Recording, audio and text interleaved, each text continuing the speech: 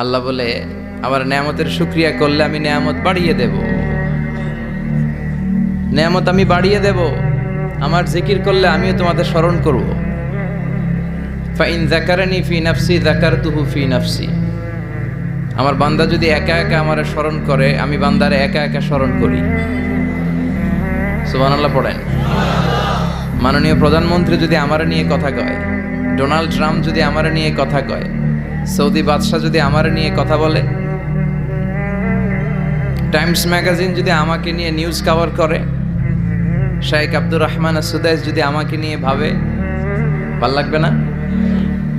তো দুনিয়ার মানুষগুলো যারা উচ্চ পদস্থ, তারা যদি আমার কথা বলে, আমার খুব ভাল লাগে, আমার হৃদয়টা আনন্দে উদ্বেলিত হয়ে যায়। কিন্তু আল্লাহ আমাকে নিয়ে ভাবে, আল্লাহ আমার কথা স্মরণ করে, ওইটা নিয়ে আমরা চিন্তা করি না। চিল্লা এখন ঠিক কিনা? কি এক আল্লাহ পাইলাম, ওনার নামটা নিলে উনিও আমার নাম নেয়, একা একা নিলে একা একা নেয়, সবাইকে নিয়ে নিলে, বিশাল বড় মহাসমাবেশ করে যদি আমরা আল্লাহর স্মরণ করি, আল্লাহর নাম নেই, আল্লাহ বলে যাকারতুহু ফি মালাইন খায়রিম মিনহু, এর চেয়েও বড় মহাসমাবেশ আমি জান্নাতে ফেরেশতাদেরকে নিয়ে করে আমি ওই বান্দাকে স্মরণ করা শুরু করে দেই। আমার বান্দা যদি আমার দিকে এক বিঘত আসতে চায়, শিবের, এটাতে আরবিতে বলে শিবের, এক শিবের আসতে চাইলে আমি বান্দার দিকে এক হাত এগিয়ে যাই। বান্দা যদি আমার দিকে এক হাত এগিয়ে আসতে চায়, আমি বান্দার দিকে দুই হাত এগিয়ে যাই। ওয়া ইন আতানি ইয়ামশি আতাইতুহু হারবালা, আমার বান্দা যদি হেঁটে হেঁটে আমার কাছে আসতে চায়, আমি আল্লাহ আমার বান্দার কাছে দৌড়ে দৌড়ে যাই। কি এক আল্লাহ আমরা পাইছি। ফাযকুরুনি ওয়াশকুরুলি ওয়ালা তাকফুরুন, আমার স্মরণ করো, আমিও তোমাদের স্মরণ করব। এজন্য আল্লাহ বলেন শুকরিয়া করো, নেয়ামত বাড়িয়ে দেব। কেউ আমাদেরকে নেয়ামত দেয় না, কেউ আমাদেরকে সুস্থ রাখতে পারে না, কেউ আমাদের মনের আশা পূরণ করতে পারে না, একজন ছাড়া। চিৎকার করে বলতে হবে, তিনি কে? আর যদি নেয়ামতের শুকরিয়া না করো, তাহলে জেনে রেখো আমার শাস্তি বড় ভয়ঙ্কর। আল্লাহর শাস্তির ব্যাপারে ভয় প্রত্যেক মুমিনের অন্তরে থাকার দরকার আছে না নাই? তুফান যখন আমরা দেখি, জলোচ্ছ্বাস যখন দেখি, ভূকম্পন যখন দেখি, থান্ডার বজ্রপাত যখন দেখি, তখন বোঝা যায় যে প্রাকৃতিক দুর্যোগ, ন্যাচারাল ক্যালামিটি, ক্যাটাস্ট্রফি কত ভয়ঙ্কর হতে পারে। এজন্য আল্লাহর শাস্তি, আল্লাহর আযাব আর গজব সহ্য করার মতো ক্ষমতা পৃথিবীর কারো নাই। চিল্লায় বলেন ঠিক কিনা? এজন্য শুকরিয়া করতে হবে কার? করলে লাভ না লস? আর করব কম কম না বেশি বেশি? আমরা শুকরিয়া করতে চাই না, আমরা অভিযোগ করতে চাই। কি করি? অভিযোগ, কমপ্লেইন। আমার এটা নাই, ওইটা নাই, এই পাইলাম না, সেই পাইলাম না, এরকম আছে না নাই? আল্লাহর বিরুদ্ধে অভিযোগ।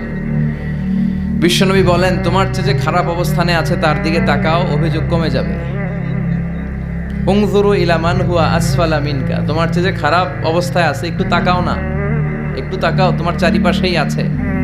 যে মুহূর্তে আমরা কথা শুনছি, এই মুহূর্তে অনেকে হাসপাতালের বেডে শুয়ে শুয়ে চিৎকার করছে, মৃত্যুর প্রহর গুনছে। ক্যান্সার, দুরারোগ্য ব্যাধি যার নাই কোনো অ্যান্সার।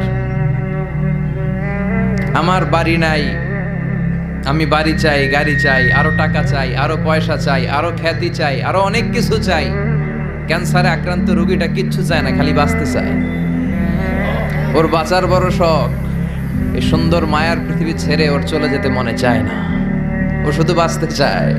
কিন্তু আমাদের এটা লাগবে, ওইটা লাগবে, ওইটা লাগবে। এজন্য ক্যান্সারে যারা আক্রান্ত, একটু তাকান না, হাত নাই পা নাই, একটু তাকান কিভাবে তারা লাইফ লিড করে। শেখ সাদি বালাগাল উলা বিকামালিহি একটা কবিতা লিখে বিখ্যাত হয়েছেন। পার্সিয়ান পয়েট, ইরানি কবি।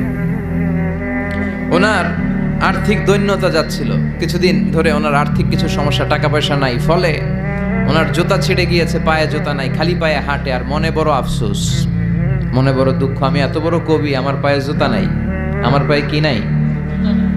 তো একবার ঘর থেকে বের হয়ে দেখে একটা লোক ভিক্ষা করে খাচ্ছে, ওর দুইটা পাই নাই। শেখ সাদির কি নাই? ভিক্ষুকের কি নাই?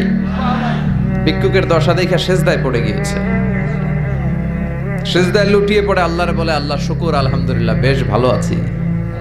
এজন্য উনজুর ইলা মান হুয়া আসফালা মিনকা, তোমার চেয়ে যে খারাপ অবস্থানে আছে তার দিকে তাকাও। ঋণের বোঝা কাঁধে এত বেশি, প্রতিদিন বাড়িওয়ালা এসে তাড়া করে, ভাড়া দিতে পারে না, এরকম লোক আছে না নাই? গ্যাসের বিল দিতে পারে না, বিদ্যুতের বিল দিতে পারে না, স্ত্রীকে একটা শাড়ি কিনে দিতে পারে না, বাচ্চাদের 3 মাসের 4 মাসের বেতন ভাড়া জমা হয়ে আছে, দিতে পারে না। কত সুখে আছি আমরা, কত শান্তিতে আছি আমরা। শুকুর গুজার হতে চাই না, শুধু অভিযোগ আর অভিযোগ।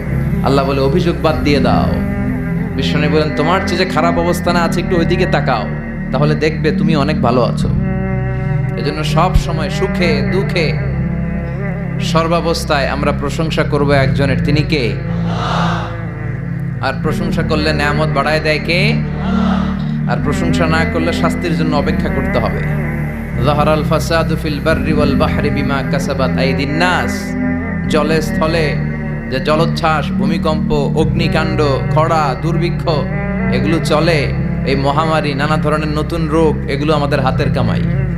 এগুলো কি আমাদের হাতের কামাই। আমরা যদি আল্লাহওয়ালা হয়ে যাই, আল্লাহর জামিনে যদি আল্লাহর দিন কায়েমের চেষ্টা করি, আল্লাহর দেয়া কোরআন অনুযায়ী যদি জীবন চালাই, আমাদের জীবনটারও শান্তিময় করে দিবে কে? আমাদের ধর্মের নামই তো শান্তি। ধর্মের নাম কি? ইসলাম। ইসলাম মানে কি? বিশ্বনবী রাজা বাদশাদের কাছে যখন চিঠি লিখতেন, তিনি প্রথমে শান্তির কথা শোনাতেন। সুবহানাল্লাহ পড়েন। দেখেন কত সুন্দর ধর্ম। আর আমাদেরকে ওরা শান্তি শিখায়, আমাদেরকে মানবাধিকার শিখায়। মানবাধিকারের কথা, শান্তির কথা মানায় একজনের মুখে, তিনি হচ্ছেন মুহাম্মদ সাল্লাল্লাহু। গোটা বিশ্ব তার কাছে ঋণী, তার কাছে কৃতজ্ঞ। তিনি শুধু দিয়েছেন, নেন নাই। সুবহানাল্লাহ পড়েন। তিনি বলেছেন সালামুন আলা মানিত্তাবা আল হুদা। যাদের কাছে বিশ্বনবী চিঠি পাঠাতেন তিনি লিখতেন সালাম, মানে শান্তি। শুরুতেই শান্তি কাদের প্রতি? আলা মানিত্তাবা আল হুদা, যারা হেদায়েতকে অনুসরণ করে।